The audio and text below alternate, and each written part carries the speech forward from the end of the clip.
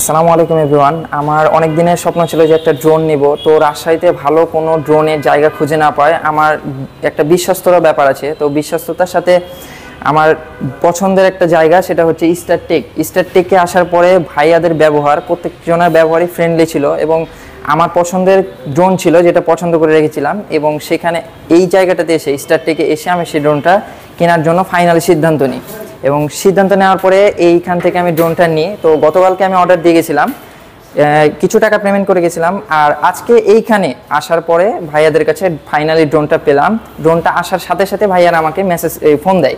Phone দেওয়ার পরে ভাইয়ারা আমাকে বলে যে আপনার ড্রোনটা চলে এসেছে, আপনি আসেন। তো এখানে ড্রোনটা আসার পরে একটু ফ্লাই করলাম, দেখলাম। আর পুরা সবটা আপনারা একটু ভিউটা দেখে নেন যে কতটা সুন্দর, মানে পরিবেশটা জাস্ট দেখার মতো। একটু দেখেন, পুরোটা দেখেন, ঘুরে দেখেন। আর ভাইয়াদের ব্যবহার একেবারে ফ্রেন্ডলি। আপনি আসবেন, আপনাকে একেবারে ফ্রেন্ডলিভাবে সব কিছু বলবে।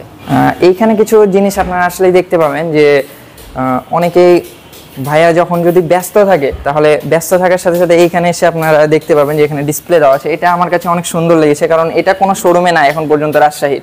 এটা ওয়ান অফ দ্য বেস্ট।